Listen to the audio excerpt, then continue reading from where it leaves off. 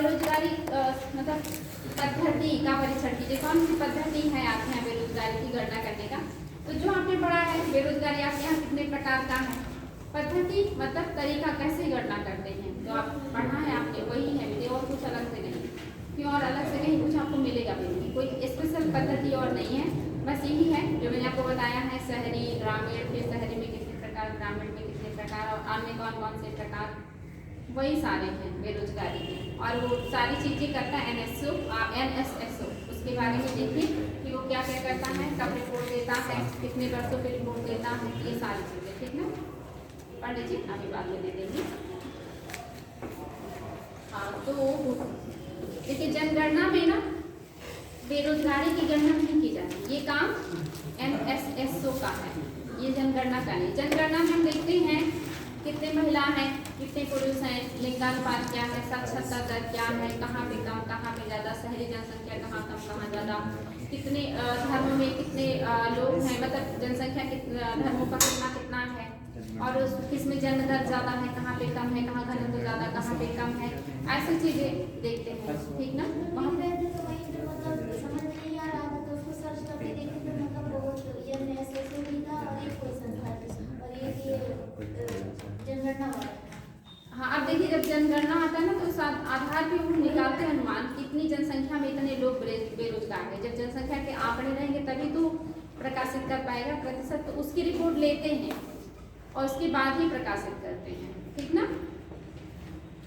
हाँ, तो आज हम लोग क्या पढ़ने वाले हैं, नीति आयोग। 1975 में 20 सूत्रीय कार्यक्रम लाया गया था आर्थिक विकास के लिए 1975 में। ये याद रखिएगा, अगर कभी क्वेश्चन आए कि 20 सूत्रीय कार्यक्रम कौन से पंचवर्षीय योजना के तहत आया था, तो कौन सा हो जाएगा, 5वीं पंचवर्षीय योजना के तहत 1975 में आया था 20 सूत्रीय कार्यक्रम। इसके पहले आपने 10 सूत्रीय कार्यक्रम भी देखा था। और ये बताएं जो ये अनवरत योजना है इसके प्रतिपादक कौन थे, अनवरत योजना के प्रतिपादक कोई ना कोई उसके पीछे होता ना, जैसे पहला पंचवर्षीय योजना किस मॉडल पे था, दूसरा पंचवर्षीय योजना किस मॉडल पे था, ऐसे अनवरत या रोलिंग प्लान। गुरनाल मिर्डल के द्वारा दिया गया था अनवरत योजना या रोलिंग प्लान, जो आप लोग पढ़, ठीक ना। और आपने पूरी की पूरे 12 पंचवर्षीय योजनाएं पढ़ी हैं। 12वीं पंचवर्षीय योजना का उद्देश्य क्या था, पढ़ के आए हैं, कल छुट्टी था, अच्छे से रिवीजन करना चाहिए था, बताएं। 12वीं पंचवर्षीय योजना का उद्देश्य सतत धारणीय विकास को बढ़ावा देना, तीव्र आर्थिक विकास और सतत डेवलपमेंट दोनों है, यानी कि तेजी से और सस्टेनेबल डेवलपमेंट, ग्रामीण अवसंरचना को बढ़ावा देने के लिए। हाँ, उसमें बहुत सारी चीजें हैं। अब आप आर्थिक क्षेत्र में जो भी चीजें आती हैं वो सारी की सारी आ जाएंगी, जिसमें तेजी से विकास करना था और सस्टेनेबल विकास करना था, यही इसका मेन उद्देश्य था। उद्देश्य कई बार पूछा गया 12वीं का, क्योंकि ये समाप्त कर दिया गया था, उद्देश्य पूछा गया। नाम क्या बताएं? हाँ बेटी, रोलिंग प्लान का नाम क्या बताएं? गुरनाल मिर्डल नाम है व्यक्ति का, गुरनाल मिर्डल। और इसके नाम हमने बात किया था योजना आयोग पर, कब स्थापना हुआ था, 1950, 15 मार्च 1950। डेट बताएं, क्योंकि ये जब भी पूछा जाता है डेट ही पूछा जाता है। और राष्ट्रीय विकास परिषद का 6 अगस्त 1952। पंचवर्षीय योजना कब से शुरू हुआ था, 1 अप्रैल 1951 से शुरू हुआ था। और कितनी पंचवर्षीय योजनाएं चली थी, 12 पंचवर्षीय योजनाएं बनाई गई थी। गरीबी हटाओ जो पंचवर्षीय, किस पंचवर्षीय योजना में शुरू किया गया, गरीबी को दूर करने, 5वीं। और इस पर पूरी तरह से बढ़िया काम कब किया गया, 6ठी पंचवर्षीय योजना में किया गया था। कौन से योजना में, पहले इसने संविधान संशोधन के प्रावधानों को कुछ हद तक रद्द करके 44वां संविधान संशोधन लाया गया था, कौन सा था वो योजना, 5वीं या 6ठी? 5वीं या 6ठी और 6ठी नहीं, एक भी सही नहीं। इतना दूर नहीं है, और पहले ही अनवरत योजना जो आया था ना, गुरनाल मिर्डल द्वारा जो दिया गया था आपका रोलिंग प्लान के दौरान ये काम किया गया था ना, तो ये रोलिंग प्लान या अवकाश इसको कहा जाता है। अच्छा, एक बार और भी अवकाश आया था, योजना अवकाश कब? आर्थिक कारण से और राजनीतिक अस्थिरता के कारण से।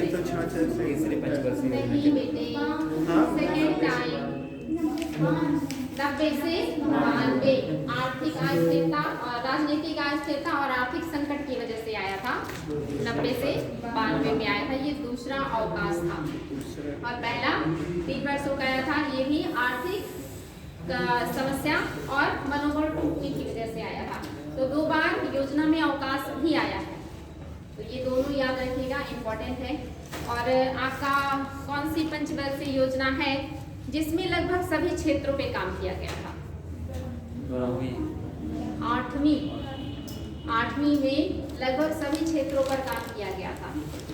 ध्यान दीजिए, अगर अच्छे से नहीं पढ़ेंगे तो कंफ्यूज हो जाएंगे। 10 सूत्रीय कार्यक्रम कब आया, 20 सूत्रीय कार्यक्रम कब आया, सब पे कब ध्यान दिया गया, गरीबी कब दूर करने की बात की गई, कब हमने कृषि पर काम किया, कब हमने भारी उद्योगों पर काम किया, कब हमने आधारभूत ढांचे को मेंटेन करने का काम किया, कब हमने तीव्र गति के साथ विकास और सतत विकास पे काम किया। ये सारी चीजें पूछी गई हैं, इसीलिए तो आप लोगों को सारा नोट कराया ताकि आप लोग बार बार रिविजन करके उसको याद कर लें। आज हम लोग किसके बारे में पढ़ेंगे? नीति आयोग के बारे में। नीति आयोग स्थापना कब हुआ?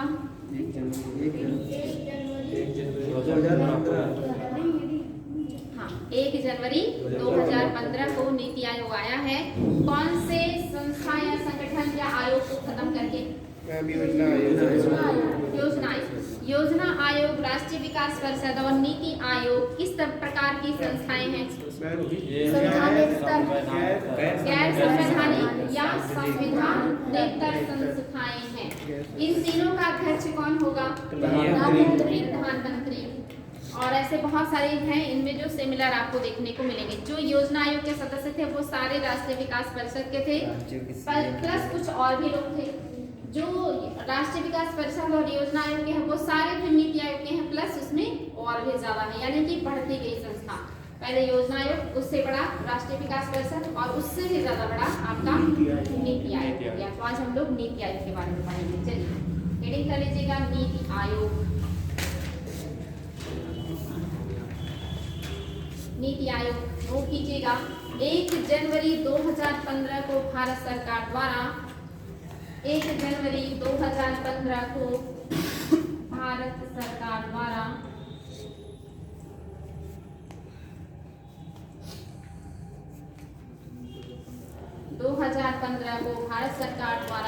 योजना आयोग के स्थान पर राष्ट्रीय भारत परिवर्तन संस्था राष्ट्रीय भारत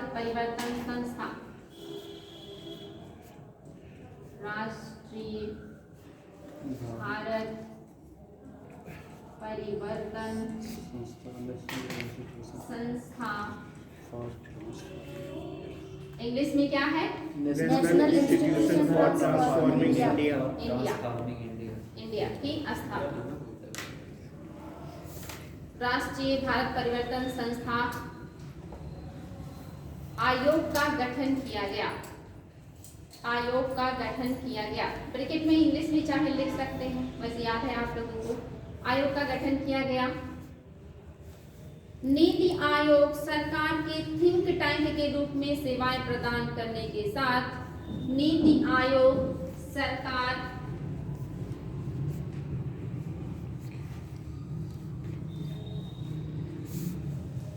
के थिंक टैंक के रूप में सेवाएं प्रदान करने के साथ सरकार के थिंक टैंक के रूप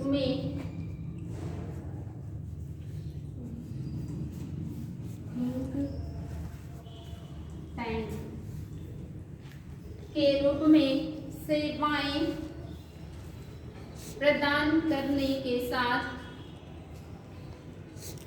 उसे निर्देशात्मक एवं नीतिगत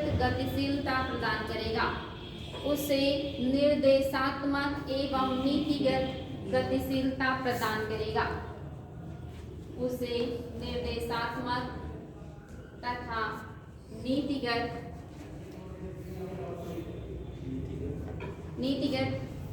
गतिशीलता प्रदान करेगा। आगे, नीति आयोग केंद्र और राज्य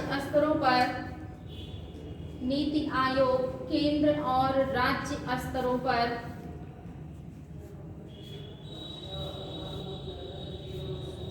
सरकार को नीति के प्रमुख कारकों के संबंध में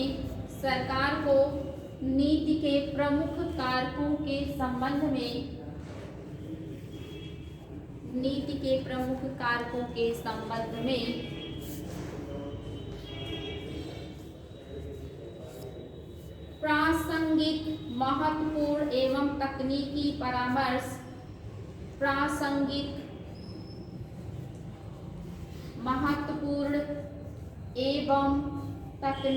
परामर्श उपलब्ध कराएगा। प्रासंगिक, महत्वपूर्ण एवं तकनीकी परामर्श उपलब्ध कराएगा। देखिए कितना महत्वपूर्ण पॉइंट है। कैसा करेगा? प्रासंगिक मतलब जो जरूरी हो, महत्वपूर्ण जो बहुत ज्यादा आवश्यक है, और तीसरा तकनीकी हो मतलब उसमें आधुनिकता हो। ऐसे परामर्श वो सरकारों को देगा, और जिसमें केंद्र और राज्य दोनों सरकारें होंगी। और भूमिका देखिए निर्देशात्मक भूमिका में है। सरकार को क्या करेगा? ये निर्देश देगा। ये रिक्वेस्टिंग फॉर्म में नहीं है, निर्देशात्मक भूमिका में कि निर्देश देगा कि आपको ऐसा करना चाहिए, ये करना आपके लिए उचित होगा, ये करने से देश का विकास होगा। तो भूमिका काफी अहम है। आगे बढ़ेंगे। हाँ बेटे, थिंक टैंक का मतलब होता है किसी विशेष क्षेत्र के बारे में जानकारी इकट्ठा करके उस पर काम करने के लिए कहना, इसी को कहते हैं थिंक टैंक। अब ये विशेष क्षेत्रों पर पहले मतलब अपना शोध करेगा, फिर उसका निष्कर्ष निकालेगा और फिर सरकार को निर्देश करेगा, इसी को कहते हैं थिंक टैंक। तो आपके लिए जो सोच विचार करके कोई निष्कर्ष निकाल के आपको बताए या आपको निर्देश दे। बात समझ में आ गया? नेक्स्ट पॉइंट,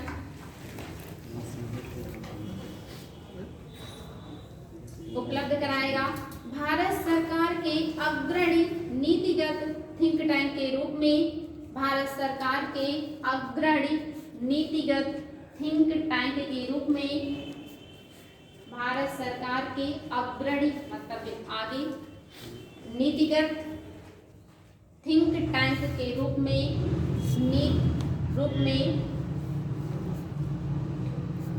नीति आयोग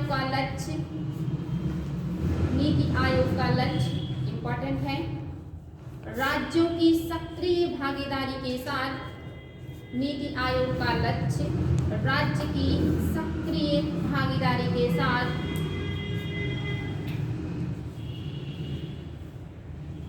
राष्ट्रीय विकास का एक साझा दृष्टिकोण विकसित करना है। राष्ट्रीय विकास का एक साझा दृष्टिकोण विकसित करना है।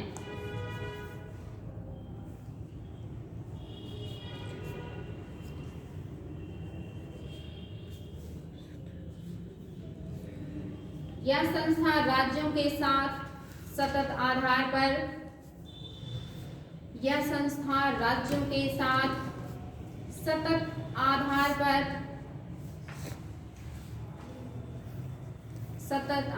पर संरचनात्मक सहयोग और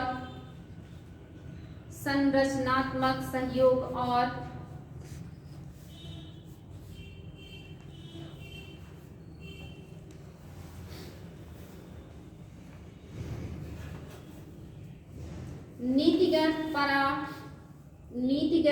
मार्गदर्शन के माध्यम से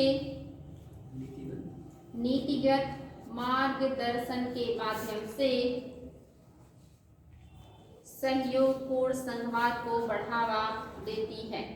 नीतिगत मार्गदर्शन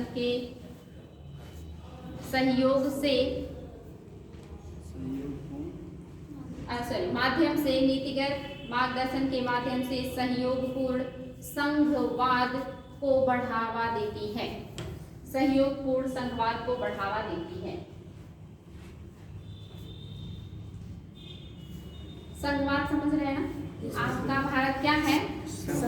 यूनियन ऑफ स्टेट, यानी कि राज्यों का संघ है। और ये संघवाद कब बढ़ेगा? जब राज्यों के सहयोग के साथ केंद्र आगे काम करेगा। तो नीति आयोग क्या कर रहा है? केंद्र के साथ साथ राज्यों का भी परामर्श ले रहा है, राज्यों का भी सहयोग ले रहा है, यानी कि दोनों को एक साथ लाएगा और फिर सब लोग मिल करके बेहतर काम करेंगे देश के विकास के लिए। तो इसीलिए कहा जा रहा है ये संघवाद को बढ़ावा देगा, क्योंकि ये दोनों को एक साथ लाने का काम कर रहा है। अब रीडिंग कीजिएगा, नीति आयोग की आवश्यकता क्यों?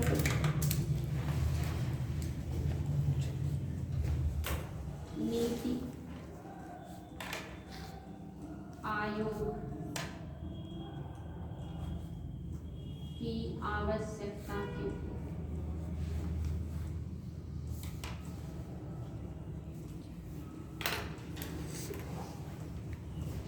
नीति आयोग की आवश्यकता क्यों?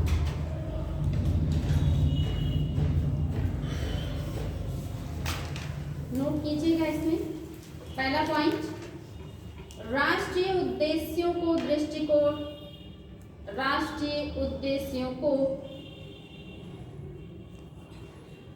दृष्टिगत रखते हुए राज्यों की सक्रिय भागीदारी के साथ, राष्ट्रीय उद्देश्यों को दृष्टिगत रखते हुए राज्यों की सक्रिय भागीदारी के साथ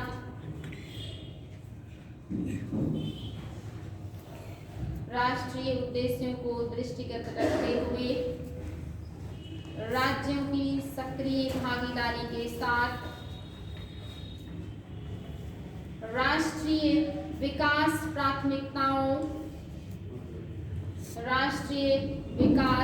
प्राथमिकताओं, क्षेत्रों और रणनीतियों का एक साझा दृष्टिकोण विकसित करने के उद्देश्य से, क्षेत्रों और रणनीतियों का एक साझा दृष्टिकोण विकसित करने के उद्देश्य से नीति आयोग की आवश्यकता महसूस की गई। विकसित करने के उद्देश्य से नीति आयोग की आवश्यकता महसूस की गई। नेक्स्ट पॉइंट, नीति आयोग की आवश्यकता महसूस की गई। नेक्स्ट पॉइंट, सशक्त राज्य ही सशक्त राष्ट्र का निर्माण कर सकता है। सशक्त राज्य ही सशक्त राष्ट्र का निर्माण कर सकता है।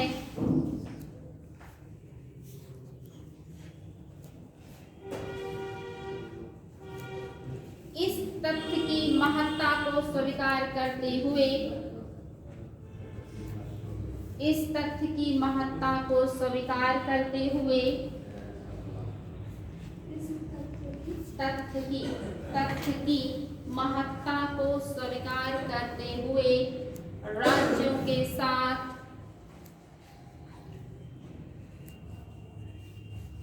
सतत आधार पर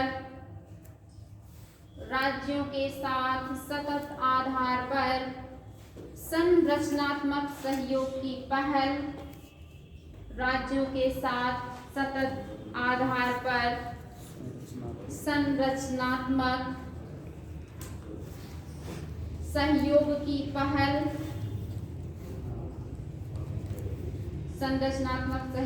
पहल, और तंत्र के माध्यम से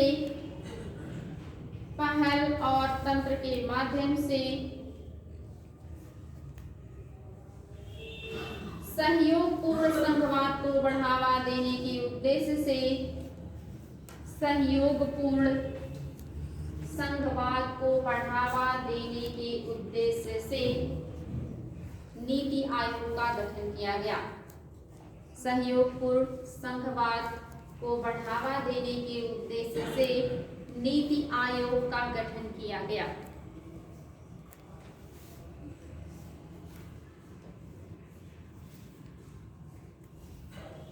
नेक्स्ट पॉइंट, नीति आयोग के माध्यम से ग्राम स्तर पर,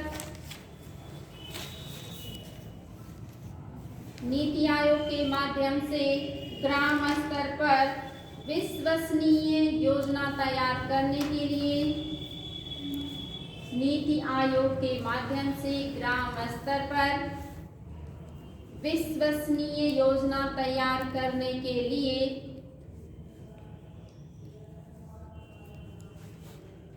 एक तंत्र विकसित हो जाएगा, एक तंत्र विकसित हो जाएगा।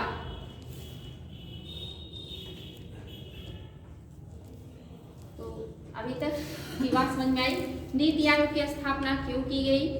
तो देश के आर्थिक विकास के लिए, साथ ही राज्यों के विकास के लिए, क्योंकि जब राज्य सशक्त होंगे तो देश अपने आप सशक्त हो जाएगा, और जब तक राज्य सशक्त नहीं होंगे तो देश सशक्त होना बहुत मुश्किल है। इसलिए ये जो आयोग है ये राज्यों के विकास पर, राज्यों की स्थिति पर भी बहुत ज्यादा ध्यान दे रहा है, साथ ही ग्रामीण स्थिति को भी बेहतर बनाने का काम कर रहा है, और केंद्र को तो मजबूत करेगा ही करेगा। तो नीति आयोग की स्थापना की जरूरत, क्योंकि ये सारे काम कौन कर रहा है? नीति आयोग। अगर नीति आयोग नहीं होता तो ये सारे काम इतनी बढ़िया तरीके से नहीं हो पाता। इन सभी काम को करने के लिए नीति आयोग की स्थापना की आवश्यकता पड़ी। नेक्स्ट पॉइंट इसी में, नीति आयोग आर्थिक प्रगति से वंचित रहे लोगों पर, नीति आयोग आर्थिक प्रगति से वंचित रहे लोगों पर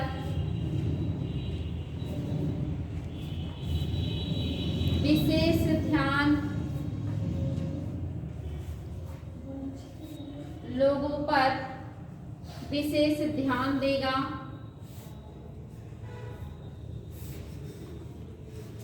नेक्स्ट पॉइंट, नीति आयोग की स्थापना,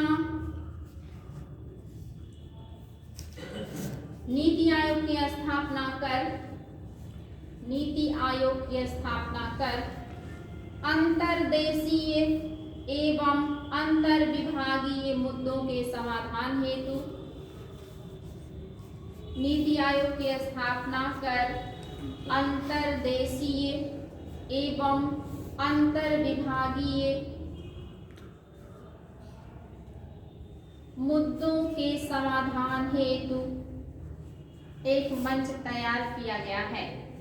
मुद्दों के समाधान हेतु एक मंच तैयार किया गया है।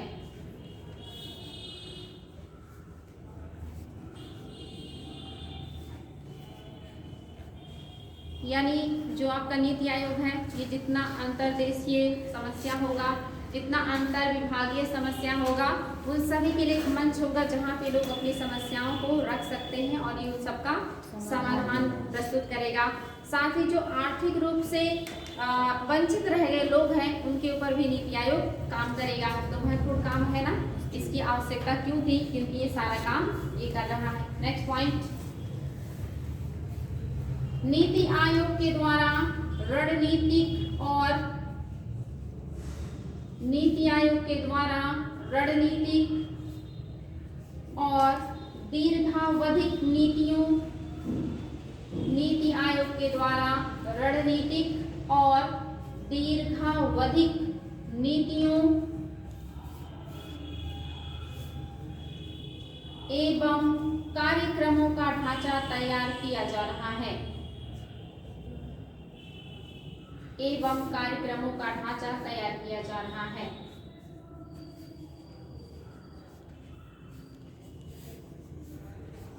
यानी नीति आयोग दोनों तरह का काम करेगा। रणनीति मतलब तत्काल रणनीति बना करके तेजी से किन चीजों पे काम होना चाहिए, साथ ही लंबे समय के लिए कौन सी चीजों पे ध्यान देना और किस तरह से काम करना है, इन दोनों तरह की चीजों को ध्यान में रखते हुए नीति आयोग काम कर रहा है, चाहे वो तात्कालिक हो चाहे वो दीर्घकालिक हो। नेक्स्ट पॉइंट, नीति आयोग राष्ट्रीय और अंतरराष्ट्रीय विशेषज्ञों, नीति आयोग राष्ट्रीय एवं या और अंतरराष्ट्रीय विशेषज्ञों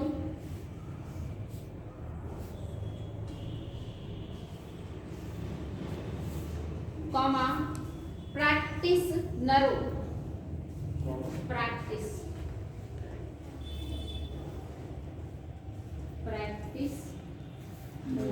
मतलब जो प्रैक्टिस में है ऐसे लोग जो तरह तरह के क्षेत्र में भी प्रैक्टिस कर रहे हैं, प्रैक्टिकल कर रहे हैं, प्रैक्टिशनरों तथा अन्य हितधारकों के सहयोगात्मक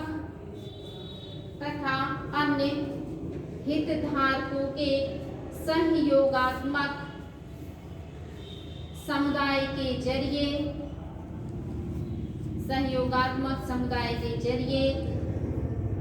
ज्ञान, नवाचार, उद्यमशीलता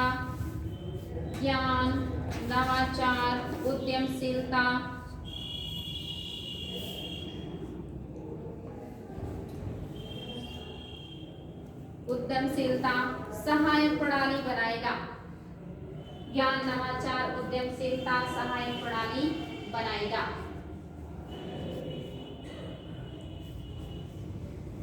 यानी एक बहुत बड़ा एक तरीके से ये प्लेटफॉर्म है जहाँ पे राष्ट्रीय स्तर के हो या अंतर्राष्ट्रीय स्तर के हो, विशेषज्ञ हो, जानकार लोग हैं जो प्रैक्टिस कर रहे हैं, रिसर्च कर रहे हैं, वो लोग हो या ऐसे लोग जिनका ज्ञान अनुभव हमारे राष्ट्र के काम आ सकता है, ऐसे सभी लोगों के ज्ञान का, उनके अनुभवों का, उनके तजुर्बों का उपयोग करके नवाचार और प्रौद्योगिकी में विकास करके आगे बढ़ाने का काम करेगा नीति आयोग। यानी कि लगभग सभी जितने बुद्धिमान व्यक्ति हैं हर क्षेत्र के, उनको ये आमंत्रित करेगा, उनके विचारों को सुनेगा, उनके एक्सपीरियंस को समझेगा और फिर उनसे भी सलाह लेगा और उस आधार पर ये अपना काम करेगा।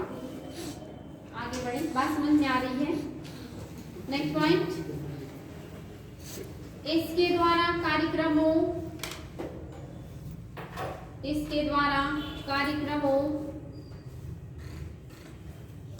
और नीतियों के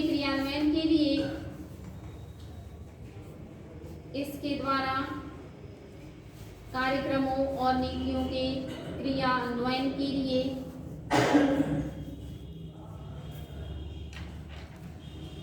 प्रौद्योगिकी उन्नयन और क्षमता निर्माण पर जोर दिया जाएगा। प्रौद्योगिकी उन्नयन और क्षमता निर्माण पर जोर दिया जाएगा।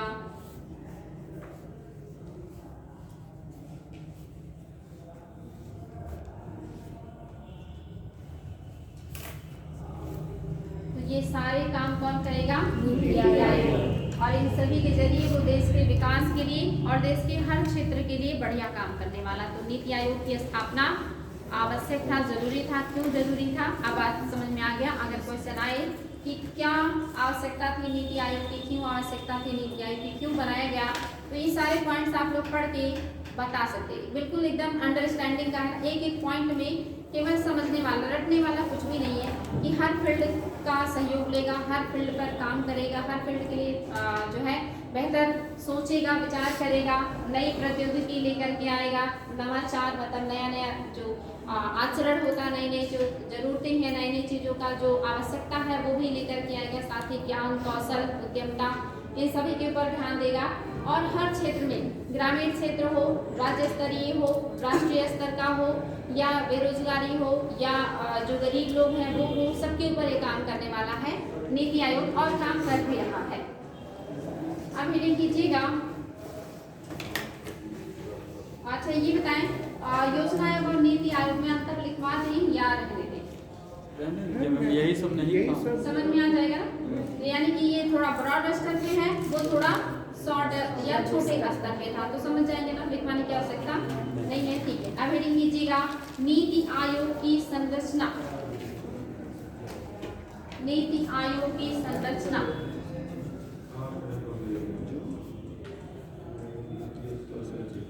नीति आयोग की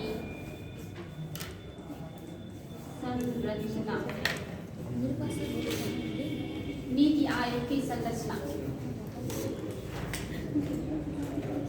इसमें पहला पॉइंट, नीति आयोग का पदेन अध्यक्ष भारत का प्रधानमंत्री होता है। नीति आयोग का पदेन अध्यक्ष भारत का प्रधानमंत्री होता है।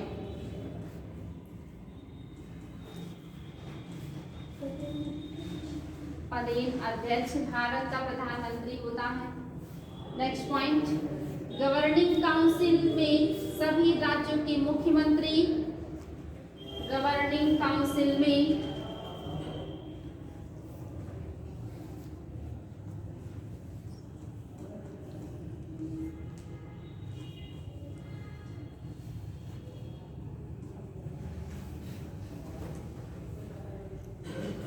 गवर्निंग काउंसिल में सभी राज्यों के मुख्यमंत्री और संघ राज्यों के उपराज्यपाल शामिल होंगे। सभी राज्यों के मुख्यमंत्री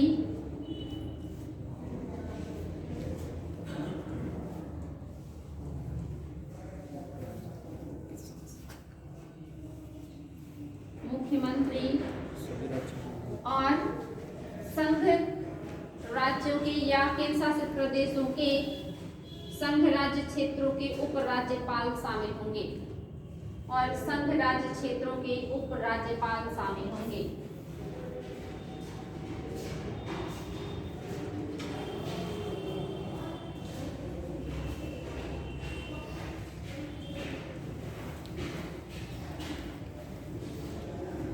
उपराज्यपाल शामिल होंगे। नेक्स्ट पॉइंट, विशिष्ट मुद्दों और ऐसे आकस्मिक मामले, विशिष्ट मुद्दों और ऐसे आकस्मिक मामले,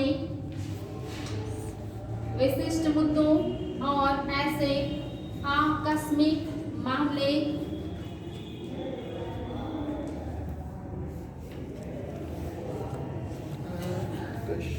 जिनका संबंध एक से अधिक राज्यों या क्षेत्रों से हो, जिनका संबंध एक से अधिक राज्यों या क्षेत्रों से हो,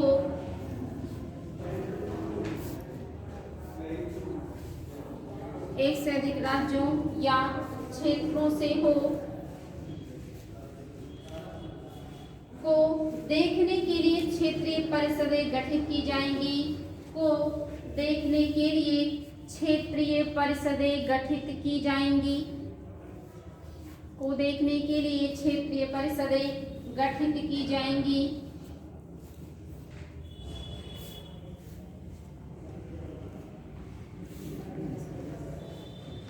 ये परिषदें विशिष्ट कार्यकाल के लिए बनाई जाएंगी, ये परिषदें विशिष्ट काल के लिए बनाई जाएंगी।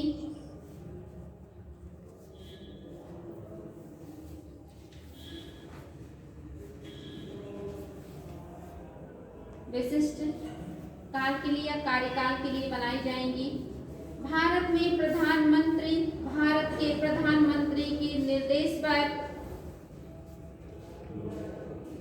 भारत के प्रधानमंत्री के निर्देश पर क्षेत्रीय परिषदों की बैठकें, भारत के प्रधानमंत्री के निर्देश पर क्षेत्रीय परिषदों की बैठकें होंगी। भारत के प्रधानमंत्री के निर्देश पर क्षेत्रीय परिषदों की बैठकें होंगी और इनमें संबंधित क्षेत्र के राज्यों के मुख्यमंत्री और इनमें संबंधित क्षेत्र के राज्यों के मुख्यमंत्री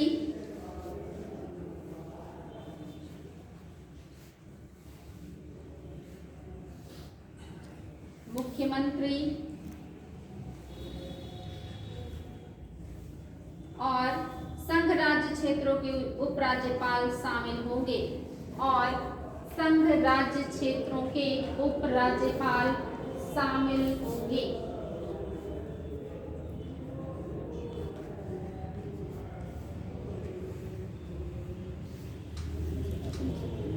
उपराज्यपाल शामिल होंगे। इनकी अध्यक्षता हाईलाइट कर लीजिएगा, इनकी अध्यक्षता नीति आयोग के अध्यक्ष या उनके, इनकी अध्यक्षता नीति आयोग के अध्यक्ष या उनके नाम निर्देशित करेंगे, या उनके नाम निर्देशित करेंगे, नाम निर्देशित करेंगे। यानी राज्यों के विकास के लिए क्षेत्रीय परिषदें बनाई जाएंगी और एक एक परिषद के अंदर कई राज्य और केंद्र शासित प्रदेश आएंगे। जब भी किसी क्षेत्रीय परिषद का बैठक होगा उस क्षेत्रीय परिषद के अंतर्गत आने वाले जितने राज्य और केंद्र शासित प्रदेश होंगे उनके मुख्यमंत्री और राज्यपाल यानी उपराज्यपाल उसमें शामिल होंगे और इस बैठक की अध्यक्षता या तो नीति आयोग के अध्यक्ष यानी कि पीएम करेंगे या उनके द्वारा जो नॉमिनेट किया जाएगा वो करेगा। बात समझ में आया? अगर क्वेश्चन आए कि क्षेत्रीय परिषदों की अध्यक्षता कौन करेगा या करता है तो ऑप्शन में पीएम है तो पीएम, नहीं तो उनके द्वारा नॉमिनेट जो किया जाएगा वो करेगा। बात समझ में आ गया? आगे बढ़ेंगे। नेक्स्ट पॉइंट, संबंधित कार्य क्षेत्र की जानकारी रखने वाले विशेषज्ञ। संबंधित कार्य क्षेत्र की जानकारी रखने वाले विशेषज्ञ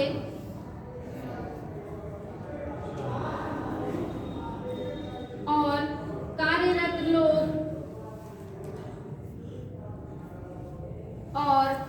लोग विशेष आमंत्रित के रूप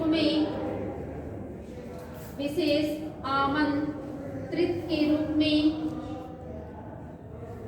प्रधानमंत्री द्वारा नामित किए जाएंगे। विशेष आमंत्रित के रूप में प्रधानमंत्री द्वारा नामित किए जाएंगे।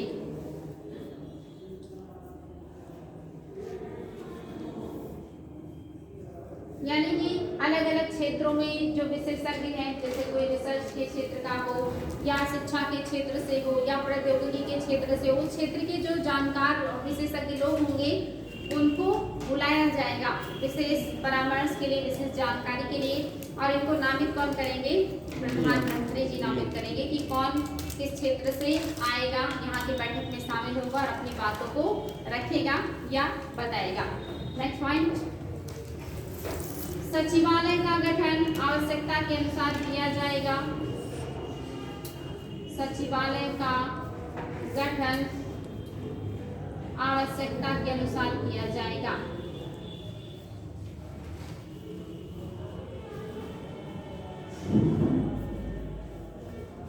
नेक्स्ट हेडिंग,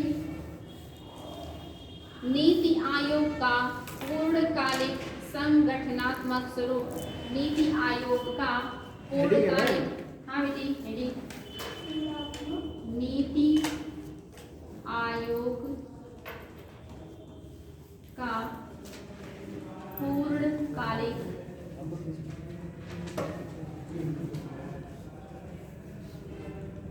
संगठनात्मक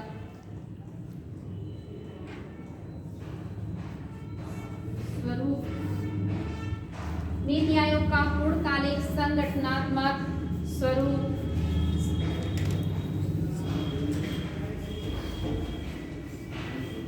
यानी नीति आयोग में जो पूर्णकाल के लिए होंगे वो कौन लोग होंगे? तो पहला तो अध्यक्ष प्रधानमंत्री, ठीक। दूसरे अगर लिखना चाहें पूर्णकालिक में तो अध्यक्ष जो होंगे वो होंगे प्रधानमंत्री, जो भी उस समय पीएम रहेंगे वही इसके अध्यक्ष रहेंगे पूरे टाइम, प्रधानमंत्री। नेक्स्ट में गवर्निंग काउंसिल में राज्यों के मुख्यमंत्री और संघ राज्यों के उपराज्यपाल। मुख्यमंत्री प्लस, इसमें नोट करते रहिएगा, याद भी हो जाएगा। गवर्निंग काउंसिल में राज्यों के मुख्यमंत्री प्लस संघ राज्य क्षेत्रों के उपराज्यपाल। राज्यों के मुख्यमंत्री, हाँ, राज्यों के मुख्यमंत्री प्लस गवर्निंग काउंसिल में लिखिएगा राज्यों के मुख्यमंत्री, सभी राज्यों के मुख्यमंत्री और संघ राज्य क्षेत्रों के उपराज्यपाल। उपाध्यक्ष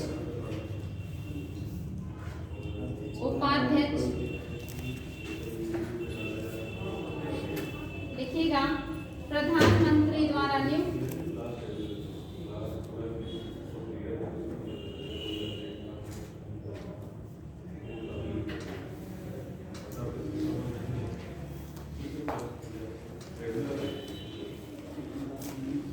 प्रधानमंत्री द्वारा नियुक्त वर्तमान में है अच्छा, उस समय कौन थे ये भी नोट कर लीजिएगा। उस समय डॉक्टर राजीव कुमार जब बना तब थे डॉक्टर राजीव कुमार। और वर्तमान का लिख लीजिएगा पहले की कौन थे डॉक्टर? राजीव कुमार, और वर्तमान की हैं Shri Suman berry. Shri Suman berry.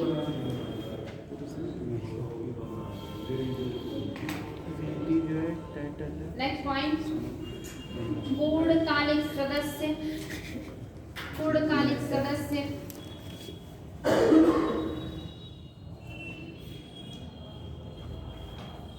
Doctor B के सारस्वत।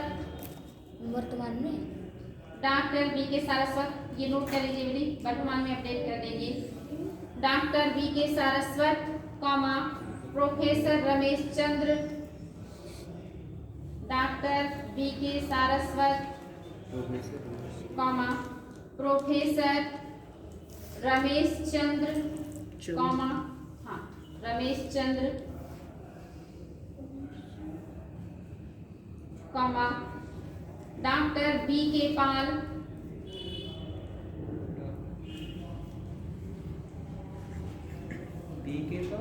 हाँ, डॉक्टर बी के पाल।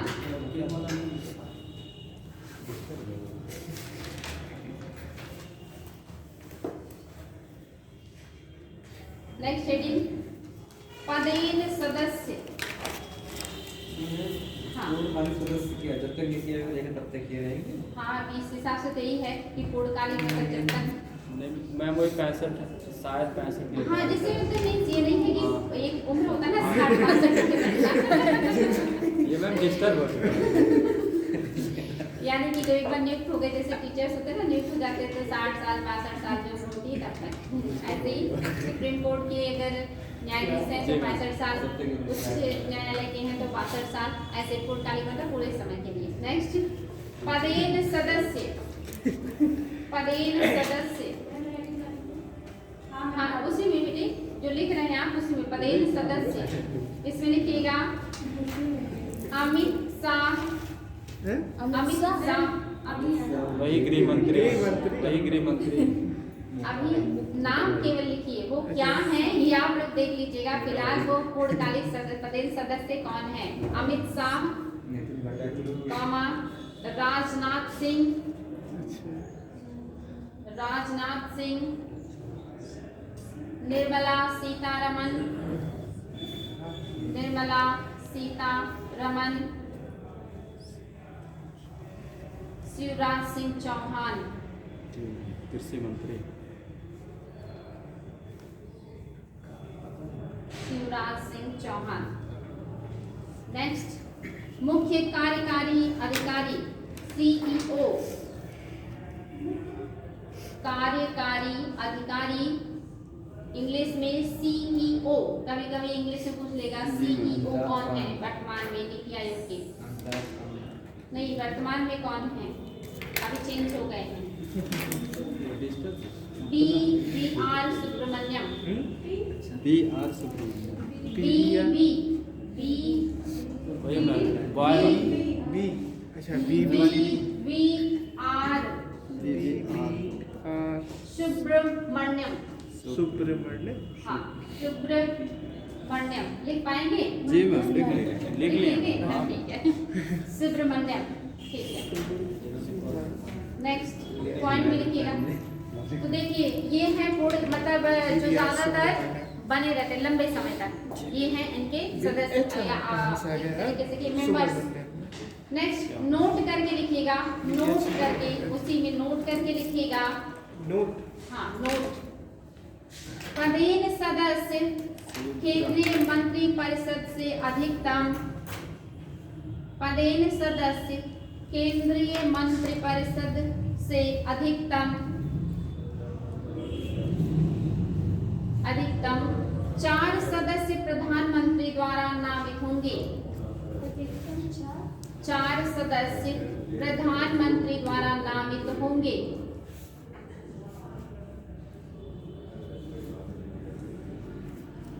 नेक्स्ट, नोट में लिखिएगा अंशकालिक सदस्य अग्रणी विश्वविद्यालय कॉमा शोध संस्थानों अग्रणी विश्वविद्यालय कॉमा शोध संस्थानों और संबंधित संस्थानों से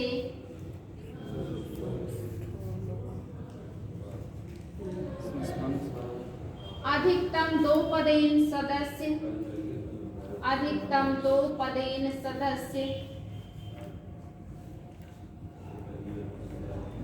अंशकालिक सदस्य के रूप में होंगे। अधिकतम 2 पदेन सदस्य अंशकालिक सदस्य के रूप में होंगे।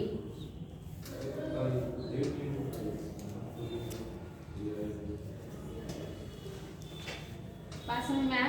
यानी मिला जुला करके केंद्र की भूमिका इसमें काफी ज्यादा है। एक तो अध्यक्ष पीएम है, उपाध्यक्ष भी पीएम ही नियुक्त करेंगे, पदेन सदस्य को भी पीएम ही नियुक्त करेंगे और निश्चित ही वो अपने ही शुभचिंतकों को ही नियुक्त करेंगे कि जो उनके फेवर में बात करेंगे। तो मिला जुला के नीति आयोग पर भी जिसकी बहुमत की गवर्नमेंट रहेगी उसी का ही प्रभुत्व रहेगा। वो जो चाहेंगे नीति आयोग वही काम करेगा। क्योंकि पदेन सदस्य भी नियुक्त किए जा रहे हैं, वो भी कौन कर रहा है? पीएम।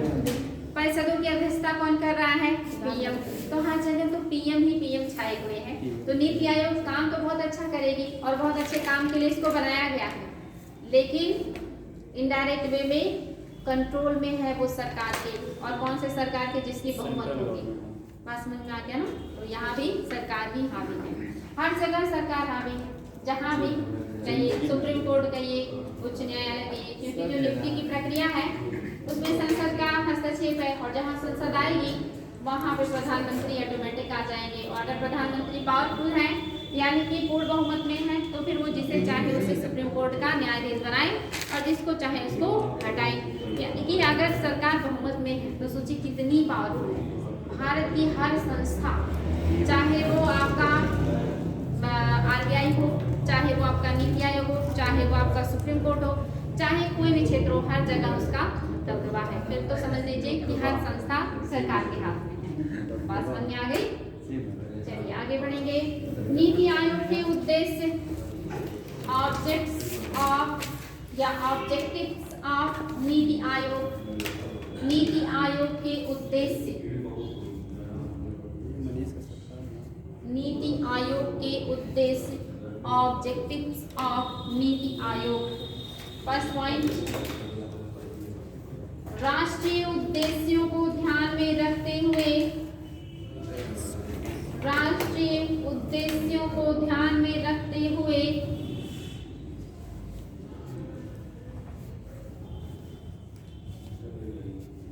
राज्यों की सक्रिय भागीदारी के साथ, राज्यों की सक्रिय भागीदारी के साथ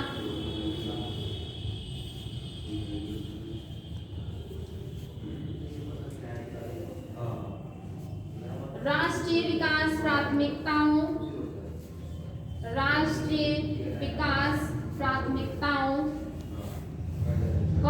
क्षेत्रों, राष्ट्रीय विकास प्राथमिकताओं, क्षेत्रों और रणनीतियों का एक साझा दृष्टिकोण, राष्ट्रीय विकास प्राथमिकताओं, क्षेत्रों और रणनीतियों का एक साझा दृष्टिकोण विकसित करना।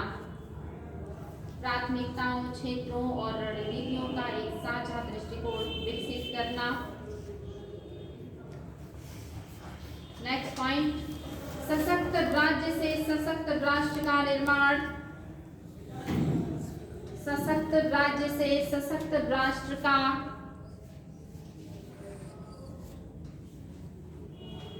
निर्माण,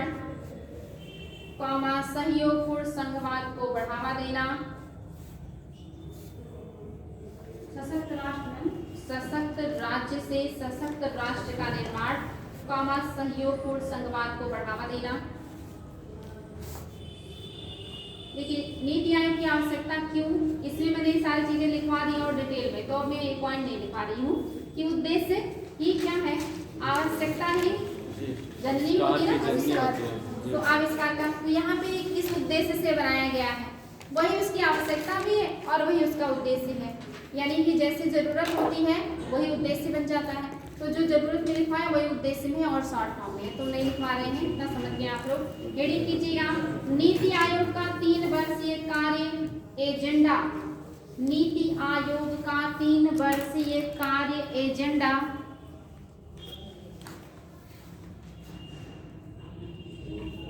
2017-18 से 19-20, नीति आयोग का 3 वर्षीय कार्य एजेंडा 2017-18 से 2019-20, नीति आयोग का 3 वर्षीय कार्य एजेंडा 2017-18 से 2019-20, यानी कि 17 से लेकर के 20 तक इन 3 सालों में नीति आयोग ने जो 3 वर्ष का कार्य एजेंडा बनाया है, वो इन 3 वर्षों में क्या क्या काम करने वाली थी फिलहाल हो चुका है, हम उसी को पढ़ेंगे। बात समझ में आ गया? चलिए आगे बढ़ते हैं। इसमें लिखिएगा भाग 1, पहले लिखिएगा भाग 1 3 वर्षों के लिए आय एवं व्यय, भाग 1 में 3 वर्षों के लिए आय एवं व्यय, हेडिंग दीजिएगा भाग 1 3 वर्षों के लिए आय एवं व्यय।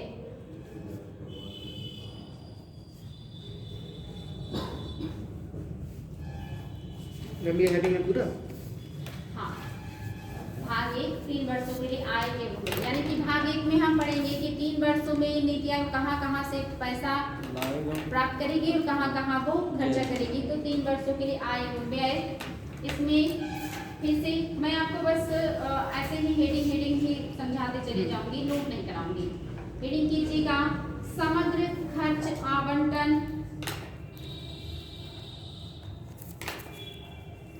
एक मिनट रुक जाइएगा। पहला पॉइंट भाग 1 3 वर्षों के लिए आय एवं व्यय। हाँ, इसमें पहला पॉइंट लिखिएगा विकास दृष्टिकोण एवं संसाधनों का पुनर्नुमान या पूर्वानुमान, विकास दृष्टिकोण एवं संसाधनों का पूर्वानुमान,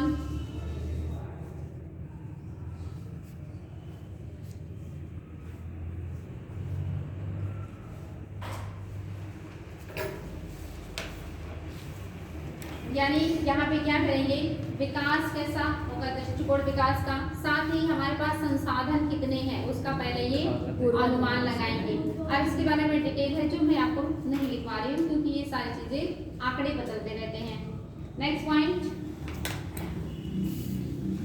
समग्र खर्च आवंटन, समग्र खर्च आवंटन, इन 3 वर्षों में इन्होंने किस किस क्षेत्र में कितने खर्च का आवंटन किया, इसके बारे में यहाँ पे दिया हुआ है।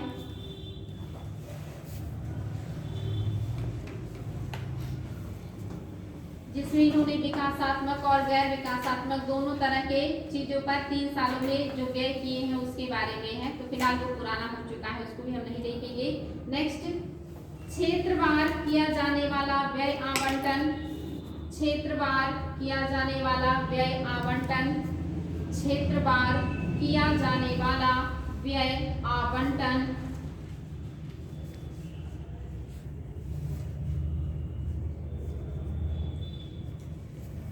इसमें पहला हेडिंग स्वास्थ्य, क्षेत्रवार किया जाने वाला व्यय आवंटन, तो क्षेत्रवार अलग अलग क्षेत्रों में इन्होंने किन किन क्षेत्रों पे किया है व्यय का मतलब बंटवारा, तो पहला है स्वास्थ्य, स्वास्थ्य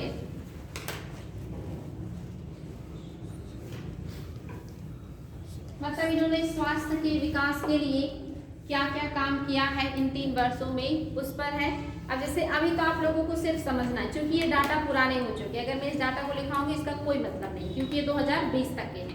फिलहाल मैं बता रही हूँ कि जब ये बना तो इन्होंने पहले क्या काम किया, तो 3 वर्षों का अपना एजेंडा बनाया, उस एजेंडे में इन्होंने कौन कौन सी चीजों को रखा था, इससे एक सोच डेवलप होगा कि हाँ इस क्षेत्र में इन्होंने काम किया है। तो इन्होंने स्वास्थ्य के क्षेत्र पर काम किया था। नेक्स्ट पॉइंट, इसी में रेलवे एवं सड़क के विकास हेतु पूंजीगत व्यय, रेलवे एवं सड़क के विकास हेतु पूंजीगत व्यय,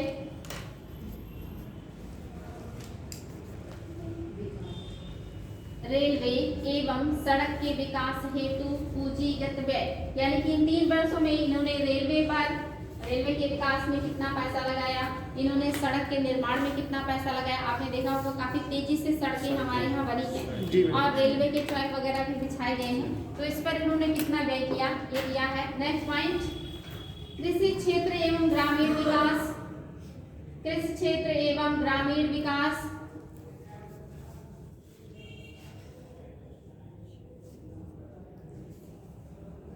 यानी कि पिछले 3 वर्षों में जो एजेंडा रखा था इसमें इन्होंने कृषि के क्षेत्र में और ग्रामीण क्षेत्र के विकास में क्या क्या काम किया है उसका दिया कि इन्होंने कितने करोड़ रुपए का आवंटन किया, कितना खर्चा किया, जो कि अभी डाटा पुराना, बस इतना जाने कि इस क्षेत्र में भी इन्होंने पैसे इन्वेस्ट किए थे। नेक्स्ट पॉइंट, खाद्यान्न सब्सिडी। मैम हाँ बेटे, ये आपका पैसा आपने लिखा ना कि कहाँ कहाँ इन्होंने व्यय का आवंटन किया, किन किन क्षेत्रों में उन्होंने व्यय किया है, तो ये आपका नेक्स्ट है कृषि क्षेत्र हो गया। खाद्यान्न सब्सिडी, तो खाद्यान्न सब्सिडी पे यहाँ सभी को पता है कि सरकार बड़े पैमाने पे इन्वेस्ट करती है ना, तो यहाँ पे भी खाद्यान्न सब्सिडी पर भी किया गया है। और नेक्स्ट है रक्षा क्षेत्र। रक्षा क्षेत्र आप जानते हैं विश्व में हम अक्सर दूसरे नंबर के सबसे बड़े हथियार आयातक देश रहते हैं। रक्षा क्षेत्र पर भी हम बहुत ज्यादा व्यय करते हैं, मतलब अत्यधिक व्यय करते हैं। अभी भी हम मोस्टली सेकंड नंबर के होते हैं आयातक, पूरी दुनिया में सबसे बड़े आयातक सेकंड नंबर के भारत ही रहते हैं। मोस्टली जब भी देखेंगे डाटा में सेकंड नंबर के बना रहता है, ठीक ना। तो हम बहुत ज्यादा पैसा व्यय करते हैं आयात करने में, साथ ही हम अपने यहाँ भी तो निर्माण करते हैं, रक्षा पे बहुत ज्यादा व्यय करते हैं। नेक्स्ट हेडिंग भाग 2, ये तो भाग 1 था जिसमें इन्होंने पैसे का कहाँ व्यय किया। भाग 2, प्रमुख क्षेत्रों में महत्वपूर्ण आर्थिक परिवर्तन। प्रमुख क्षेत्रों में महत्वपूर्ण आर्थिक परिवर्तन। प्रमुख क्षेत्रों में महत्वपूर्ण आर्थिक परिवर्तन।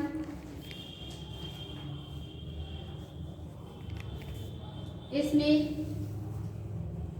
हेडिंग लीजिएगा कृषि क्षेत्र।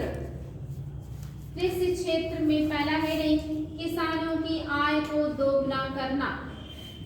कृषि क्षेत्र, इसमें किसानों की आय को दोगुना करना।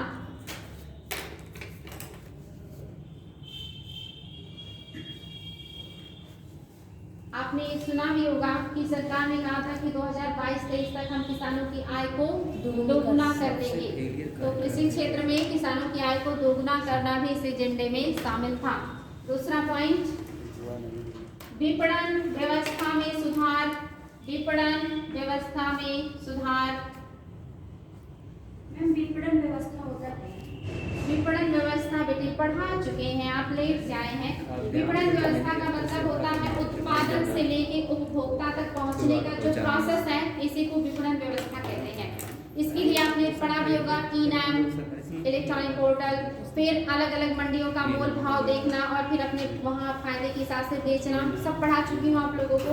तो ये सब इसमें आ गया, विपणन में ही आएगा कि कैसे आप ज़्यादा से ज़्यादा मुनाफा पा सकते हैं अपने जो उत्पाद है उसका, और आप उसको कहाँ बेच के फायदे में रहेंगे, ये सब विपणन में ही आएगा। इसके लिए वही सारी व्यवस्था की गई थी। नेक्स्ट, न्यूनतम समर्थन मूल्य संबंधी सुधार।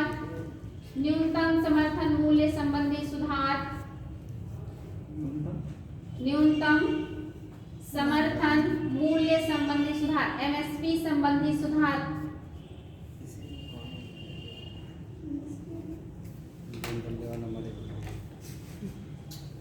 हाँ, एमएसपी के बारे में भी इन्होंने काम किया। एमएसपी पढ़ा चुकी हूँ आप लोगों को, कब से आया, कौन करता है, कितने फसलों पे जारी होता है, क्या फायदे हैं इससे, क्या नुकसान है, सब कुछ पढ़ा चुकी हूँ आप लोगों को बहुत विस्तार पूर्वक। तो इन्होंने एमएसपी पर भी काम किया कि इसमें भी सुधार होना चाहिए। इन्होंने कहा कि इसमें दालों को भी, दाल तो आपने देखा था ना 7 प्रकार के, जो दाल है उसके उत्पादन को और ज्यादा प्रोत्साहन देना चाहिए, क्योंकि हमारे यहाँ दाल का सबसे ज्यादा उत्पादन होते हुए भी हम सबसे बड़े दुनिया में आयातक भी हैं और सबसे बड़े खपत करने वाले भी हैं। तो यानी उत्पादन है सबसे ज्यादा दुनिया में, लेकिन उपभोग भी सबसे ज्यादा है, इसलिए आयात भी सबसे ज्यादा है। तो इन्होंने कहा कि इसको और ज्यादा बढ़ाने की जरूरत है। यही सुधार करने की बात इन्होंने की है। नेक्स्ट पॉइंट, उत्पादकता में वृद्धि करना। उत्पादकता में वृद्धि करना, उत्पादकता मतलब समझते हैं प्रति हेक्टेयर ज्यादा से ज्यादा उत्पादन करना ही उत्पादकता में वृद्धि करना, जो कि अपने यहाँ बहुत कम है। आप सभी को पता है, मैं बताई भी हूँ, दुनिया में सबसे ज्यादा कृषि योग्य लैंड भारत के पास है। फिर भी चाइना के बाद हम दूसरे नंबर पे उत्पादन में रहते हैं, जबकि हमें ज्यादा है, तो आगे रहना चाहिए। यानी कि प्रति हेक्टेयर उत्पादन हमारे यहाँ कम है, उत्पादकता कम है। तो उत्पादकता को बढ़ाने के ऊपर भी इन्होंने बात किया है अपने 3 वर्ष के एजेंडे में। नेक्स्ट पॉइंट, कृषि भूमि संबंधित नीतियां। कृषि भूमि संबंधी नीतियां,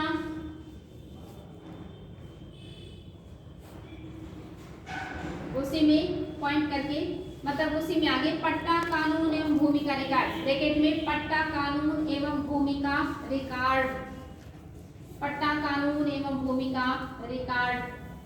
इन्होंने कहा किसी संबंधी जो नीतियां हैं इसमें भी ध्यान देना चाहिए, जैसे पट्टा कानून जो है, भूमि सुधार जो कानून है, ये सब भी और बढ़िया से लागू होना चाहिए। इस पर भी इन्होंने अपने सुझाव, अपनी बातें रखी हैं। नेक्स्ट, राहत उपाय। राहत उपाय, राहत सरकार कब देती है? जब सूखा, बाढ़, चक्रवात, तूफान, भूस्खलन, भूकंप, ऐसी जब प्राकृतिक आपदाएं आती हैं तो सरकार उसके लिए राहत उपाय करती है। इन्होंने बताया कि उसके लिए और क्या क्या उपाय किए जा सकते हैं या सरकार को और क्या क्या करना चाहिए। तो राहत उपाय पर भी इन्होंने अपनी बात को रखा है। बात समझ में आ रहा है ना? अभी आप लोग का दिमाग कितना ब्रॉड हो गया है कि आप समझ सकते हैं कि इसमें हमें क्या लिखना है या क्या होना चाहिए। नेक्स्ट हेडिंग, व्यापार, उद्योग एवं सेवा क्षेत्र। व्यापार, उद्योग एवं सेवा क्षेत्र। नेक्स्ट हेडिंग है। हाँ बेटे, नेक्स्ट पहला तो कृषि था, कृषि में आपने इतने सारे पॉइंट लिखे। नेक्स्ट हेडिंग है व्यापार, उद्योग एवं सेवा क्षेत्र, ब्रैकेट में व्यापार, उद्योग एवं सेवा क्षेत्र, ब्रैकेट में बेहतर भुगतान वाले रोजगार के अवसरों का सृजन करना। बेहतर भुगतान वाले रोजगार के अवसरों का सृजन करना। बेहतर भुगतान वाले रोजगार के अवसरों का सृजन करना।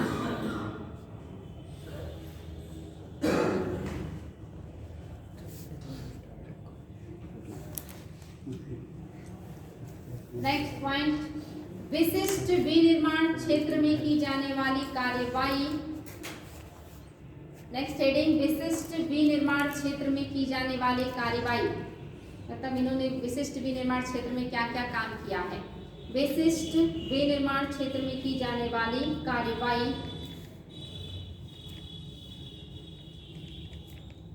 अब इसके अंतर्गत हेडिंग कीजिएगा वस्त्र उद्योग एवं चमड़ा जूता उद्योग। वस्त्र उद्योग एवं चमड़ा जूता उद्योग। वस्त्र उद्योग एवं चमड़ा जूता उद्योग। इसमें 2 लाइन नोट कर लीजिएगा। भारत में वस्त्रोद्योग एवं चमड़ा जूता उद्योग। भारत में वस्त्रोद्योग एवं चमड़ा जूता उद्योग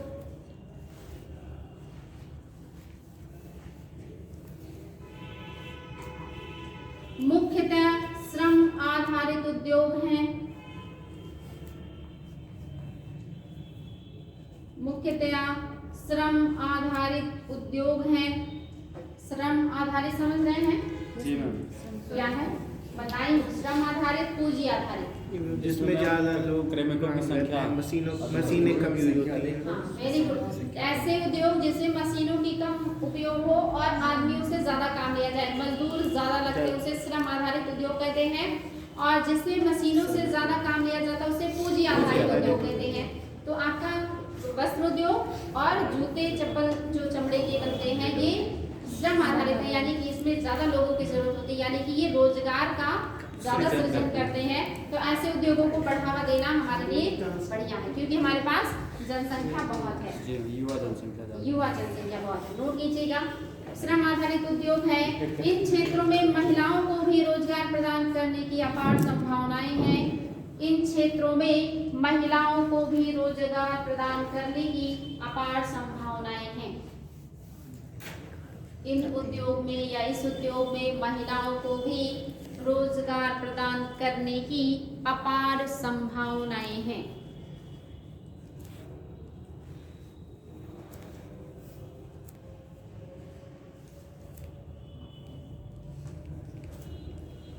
इन दोनों क्षेत्रों में उच्च उत्पादकता वाले रोजगार के अवसरों का, इन दोनों क्षेत्रों में उच्च उत्पादकता वाले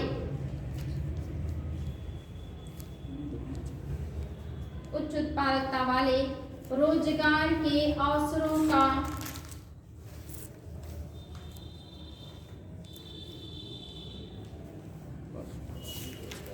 का सृजन करने तथा उत्पादन एवं निर्यात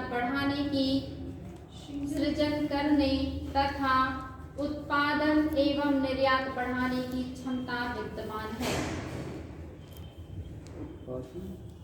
उत्पादन एवं निर्यात बढ़ाने की क्षमता विद्यमान है।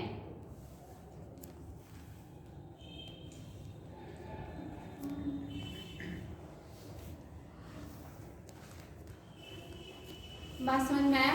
इन्होंने वस्त्र उद्योग और चमड़ा उद्योग पर विशेष ध्यान देने की बात करी, क्योंकि श्रम आधारित उद्योग है।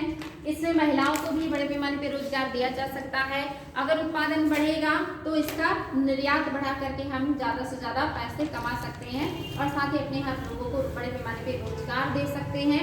इन सभी चीज़ों को ध्यान में रखते हुए नीति आयोग ने इस तरह फोकस किया है। Next point, next heading electronics.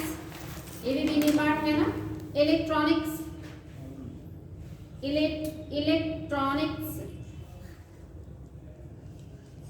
इसमें भी नोट कर लीजिएगा 2-3 लाइन। भारत के इलेक्ट्रॉनिक्स क्षेत्र में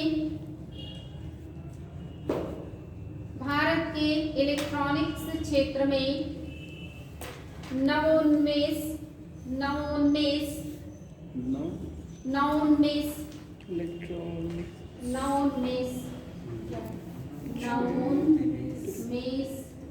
जी मैम समझ। मतलब नए तौर तरीके, नए आविष्कार, नवोन्मेष, उच्च उत्पादकता एवं रोजगार के अवसरों का सृजन करने की क्षमता है। उच्च उत्पादकता एवं रोजगार के अवसरों का सृजन करने की क्षमता है।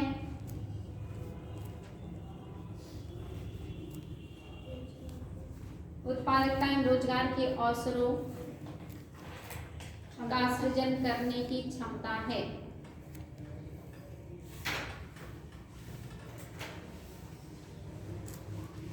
नोट कीजिएगा नेक्स्ट पॉइंट। इसलिए इलेक्ट्रॉनिक्स के क्षेत्र में चौथी औद्योगिक क्रांति के द्वारा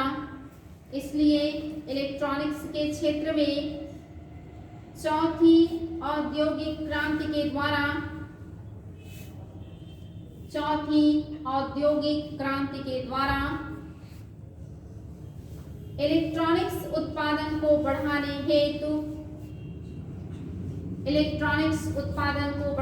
हेतु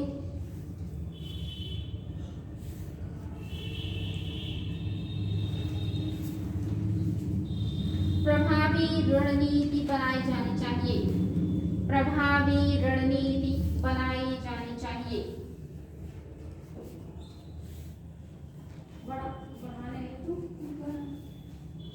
इलेक्ट्रॉनिक्स उत्पादन को बढ़ाने हेतु प्रभावी रणनीति बनाई जानी चाहिए। नेक्स्ट हेडिंग खाद्यान्न प्रसंस्करण।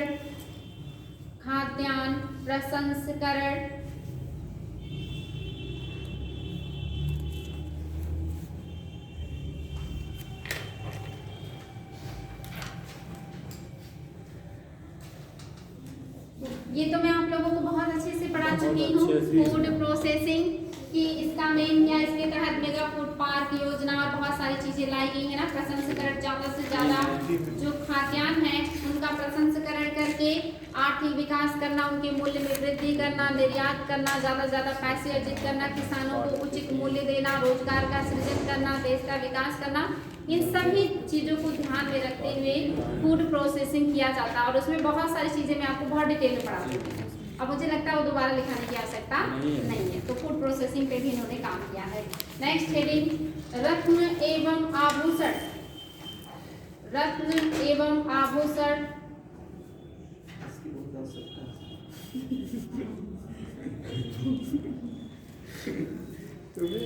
क्या बात है मनीष, क्या बोल रहे हैं? है इसकी जरूरत ज्यादा है। क्या है इसकी? इनको जरूरत है समाज को इसकी आवश्यकता है। समाज को सीधे सीधे बता दीजिए, महिलाओं को इसकी ज्यादा आवश्यकता है। रत्न और आभूषण ज्यादा कौन धारण करता है?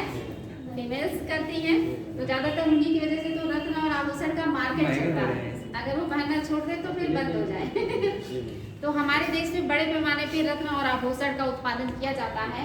हीरे का 95% आपके देश में ही उसका परिष्करण किया जाता है। खास करके सूरत में हीरे के कटिंग बड़े पैमाने पे होता है।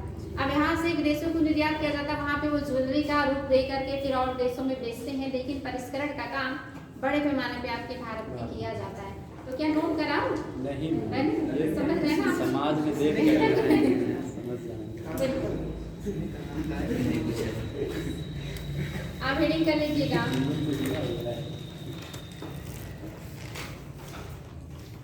विशिष्ट सेवा क्षेत्र में की जाने वाली कार्यवाही। विशिष्ट सेवा क्षेत्र में की जाने वाली कार्यवाही।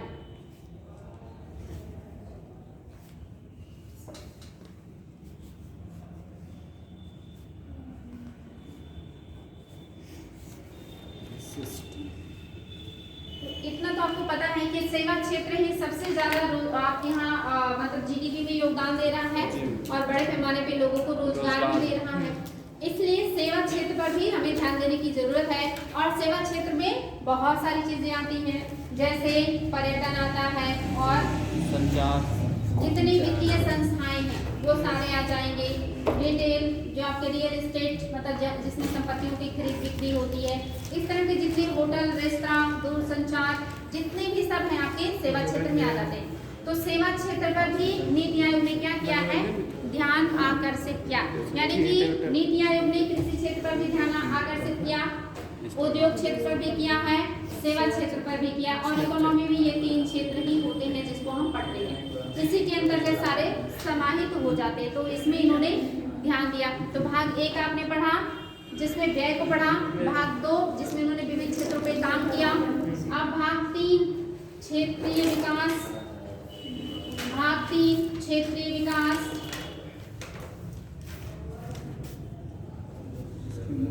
क्षेत्रीय विकास। क्षेत्रीय विकास में पॉइंट 3 वर्षीय एक्शन एजेंडे के अंतर्गत 3 वर्षीय एक्शन एजेंडे के अंतर्गत 3 वर्षीय एक्शन एजेंडे के अंतर्गत शहरी विकास की प्रक्रिया को 2 भागों में बांटा गया है। शहरी विकास की प्रक्रिया को 2 भागों में बांटा गया है। शहरी विकास की प्रक्रिया को 2 भागों में बांटा गया है।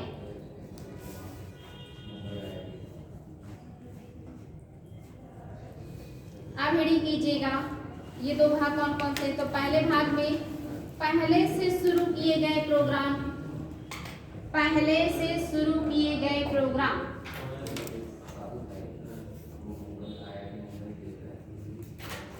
यानी नीति आयोग शहरी विकास के लिए 2 प्रकार के तरीके से काम करेगी। एक तो वे कार्यक्रम जो पहले से चले आ रहे हैं उन पर भी ध्यान देगी। दूसरा वो जो अब नए शुरू करने हैं। तो पहले से कार्य जो चले आ रहे हैं वो कौन कौन से हैं जिस पे नीति आयोग काम करेगी या ध्यान देगी या जो भी करेगी वो क्या है वो नोट कीजिएगा। पहले से शुरू किए गए प्रोग्राम में पहला है प्रधानमंत्री आवास योजना। कब आया था? पढ़ा चुकी हूँ 2015 2015-16। ठीक है। प्रधानमंत्री आवास योजना। दूसरा पॉइंट, स्मार्ट शहरों का विकास। स्मार्ट शहरों का विकास। अभी पुरानी बातें हो गई, पहले इस पर भी खूब चर्चाएं चली थी। नेक्स्ट, स्वच्छ भारत मिशन। स्वच्छ भारत मिशन कौन से तिथि को स्वच्छ भारत? 2 अक्टूबर 2014 और 2 अक्टूबर गांधी जयंती को ही किया जाता है। नेक्स्ट पॉइंट, राष्ट्रीय शहरी आजीविका मिशन। राष्ट्रीय शहरी आजीविका मिशन।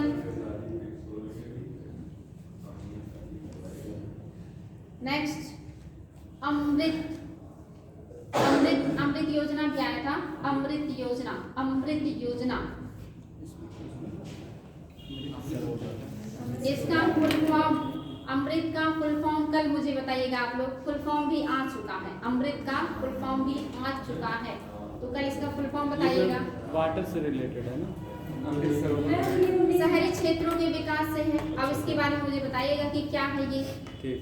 दूसरा नेक्स्ट है हृदय योजना। इसका भी फुल फॉर्म बताइएगा और क्या है हृदय योजना। हृदय योजना। अब इसका फुल फॉर्म बताएंगे और ये किन चीजों के डेवलपमेंट के लिए योजना लाया गया था। अमृत और हृदय दोनों का फुल फॉर्म, और प्लस ये क्या है, किसके द्वारा लाया गया, क्यों लाया गया था, ये सारी उद्देश्य क्या है, ये सारी चीजें बिल्कुल अच्छे से बताएंगे। अटल मिशन फॉर अच्छा, ये यहीं पे सर्च करना शुरू कर दिया। मेरे पास फुल फॉर्म है, मैंने जानबूझ के नहीं दिखाया है। अब आप उसको यहीं पे लिख मत करिए, बदलाव करें। सबका फुल फॉर्म है, लेकिन आप लोगों को इतना ही नहीं बताना। छोटे बच्चों जैसे सिर्फ फुल फॉर्म नहीं बताना, मैंने और भी चीजें बताई हैं कि आपको देखना ये कब आया, क्यों आया, किसके द्वारा लाया गया, ये सारी चीजें बताएंगे बहुत अच्छे से। और जो बताएगा मुझे पूरा बताएगा, अगर वो नहीं बता पाएंगे तो दूसरा कोई बताएगा। अच्छे से देख के आइएगा। थोड़ा टास्क लेना चाहिए, टास्क लेने से थोड़ा सा और भी ज्यादा एक्टिव होता है इंसान, इसीलिए दिया जानबूझ के। तो ये थी आपके पहले से जो योजनाएं चली आ रही थी, जिस पे नीति आयोग काम कर रहा है। नेक्स्ट हेडिंग, भविष्य हेतु सुधारात्मक पहल। भविष्य हेतु सुधारात्मक पहल। मैम दूसरा वाला। हाँ, एक तो जो पहले से चली आ रही है, दूसरा शहरी क्षेत्रों में विकास के लिए और क्या करेंगे, तो भविष्य हेतु सुधारात्मक पहल। अब इसमें पहला पॉइंट लिखिएगा, सभी के लिए आवास सुनिश्चित करने हेतु भूमि की उपलब्धता में, सभी के लिए आवास सुनिश्चित करने हेतु, सभी के लिए आवास सुनिश्चित करने हेतु भूमि की उपलब्धता में वृद्धि करके, भूमि की उपलब्धता में वृद्धि करके भूमि के मूल्य में कमी लाना, भूमि की उपलब्धता में वृद्धि करके भूमि के मूल्य में कमी लाना। नेक्स्ट पॉइंट, भूमि के उपयोग संबंधी नियमों को आसान बनाना, भूमि की उपयोग संबंधी नियमों को आसान बनाना।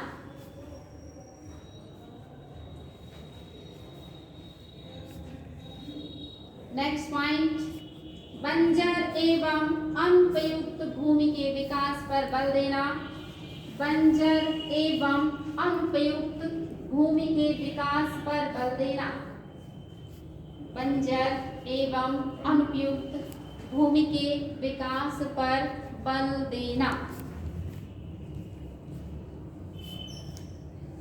नेक्स्ट पॉइंट, शहरों की भौगोलिक सीमाओं का विस्तार करना, शहरों की भौगोलिक सीमाओं का विस्तार करना, शहरों की भौगोलिक सीमाओं का विस्तार करना।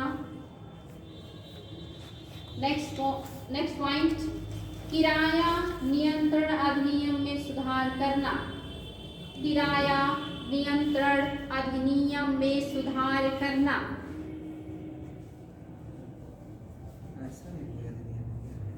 हाँ, जो जमीन किराया देते ना लोग रहते हैं, छोटा छोटा दुकानें रखे, हाँ, उसमें सुधार करना। नेक्स्ट, शहरों के अंदर परिवहन सुविधाओं में सुधार करना।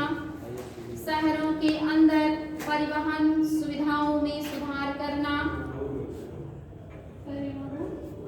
परिवहन सुविधाओं में सुधार करना।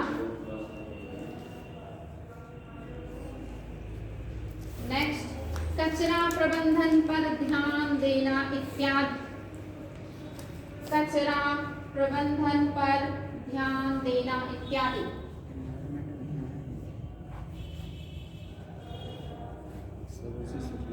तो पहले से जो योजनाएं चली आ रही है उसमें अमृत और हृदय योजना को छोड़ के लगभग और बाकी आपको पढ़ा चुके हैं, और ये सारी पुरानी हो चुकी है, अब यहाँ से क्वेश्चन नहीं आता। लेकिन भविष्य के लिए जो सुधारात्मक काम नीति आयोग करने वाला है वो विचारणीय है। उसमें पहला पॉइंट क्या लिखा आपने? सभी के लिए आवास सुनिश्चित करने हेतु भूमि की उपलब्धता में वृद्धि करके भूमि के मूल्य में कमी लाना। हाँ, यानी शहरी क्षेत्रों में आप सभी को पता है आवास की बड़ी समस्या रहती है। झुग्गी झोपड़ियों में लोग रहते हैं, ऐसे फुटपाथ पे पड़े रहते हैं, जिससे उनको बीमारियां होती हैं, गंदगी में रहते हैं। तो ऐसी स्थिति में सुधार करना, भूमि के उपयोग को बढ़ाना, उसके रेट में कमी लाना, लोगों को ज्यादा से ज्यादा छत उपलब्ध कराना ताकि वो स्वच्छ और अच्छे सुरक्षित मकान में रह सके। नेक्स्ट पॉइंट, भूमि के उपयोग संबंधी नियम को आसान बनाना। हाँ, जैसे भूमि जो उपयोग में लाए जाते हैं उसके लिए नियम कानून हमारे यहाँ बहुत जटिल है, उसको थोड़ा सा लचीला बनाना ताकि लोग उसका ज्यादा से ज्यादा उपयोग कर सकें। और बंजर एवं अनुपयुक्त भूमि के विकास पर बल देना। हाँ, शहरों में आसपास आप देखते हो कि बहुत सारे जो जमीनें हैं, लैंड है, वो बंजर होते हैं, या बहुत सारे जगह होते हैं जहाँ गड्ढे होते हैं, कहीं ऊंचा होता है, कहीं कुछ होता है। ऐसे जमीनों को उपयोगी बनाना ताकि उसका भी यूज हो सके जो यूजलेस पड़ी हुई है। और शहरों की भौगोलिक सीमाओं का विस्तार करना। हाँ, ये तो आप सभी को पता होगा, कोई भी जो शहर है उनकी भौगोलिक सीमा मतलब उनका क्षेत्रफल, उनका एरिया वो बड़ा करना, विस्तार करना, क्योंकि जब बड़े करेंगे तभी ये जो सुविधाएं हैं ये सही से मुहैया हो पाएंगे।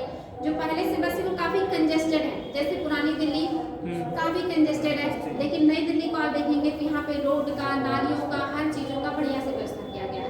तो जब विस्तार करेंगे, जो नए नए कॉलोनियां बसेंगी वो नए तौर तरीके से बसेंगी, वहाँ पे वो आधारभूत जो आवश्यकताएं होती है जैसे चौड़ा रोड, पक्की नालियाँ, पानी की व्यवस्था, ड्रेनेज की व्यवस्था, कचरे की व्यवस्था, साफ सफाई, इन सब की व्यवस्था हो पाएगी। यानी कि विस्तार करना, यानी कि और नए नए क्षेत्रों को बसाना ताकि लोगों को सुविधाएं अच्छे से मुहैया हो सके। और किराया नियंत्रण अधिनियम में सुधार करना। हाँ, किराया नियंत्रण मतलब किराया कई तरह का होता है ना, रूम रेंट के साथ साथ कभी खाली जगहों पर, सरकारी जमीनों पर भी अगर आप कुछ इस तरह का उपयोग कर रहे हैं तो उसका भी किराया देना होता है, तो उस पर भी सुधार करना ताकि लोगों को उसकी सहूलियतें मिल सके। और कुछ शहरों के अंदर परिवहन सुविधाओं में सुधार करना। हाँ, परिवहन, जैसे पहले के टाइम में क्या था, परिवहन की समस्या बहुत रहती थी। अभी देखिए बड़े बड़े शहरों में मेट्रो, मेमो ट्रेन, ऐसी बहुत सारी चीजें चलाई जा रही है ना, बहुत कम समय में और बहुत आसानी से आपको आपके गंतव्य तक पहुंचा सकते हैं। तो नए नए तरह के जो आ रहे हैं परिवहन, इससे लोगों को आसानी हो रही है और लोग जाम जैसी समस्याओं से बच पाते हैं।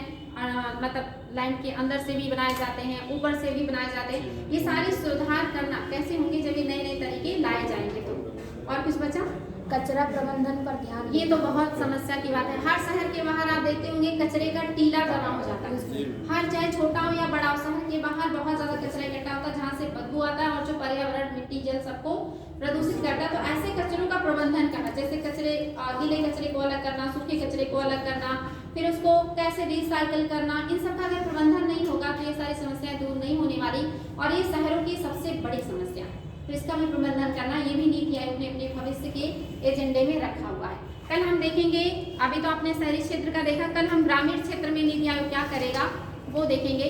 आज के बहुत सारे पॉइंट बहुत ज़्यादा महत्वपूर्ण, पढ़ के आइएगा।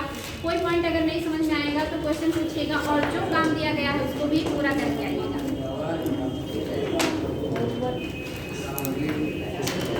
क्या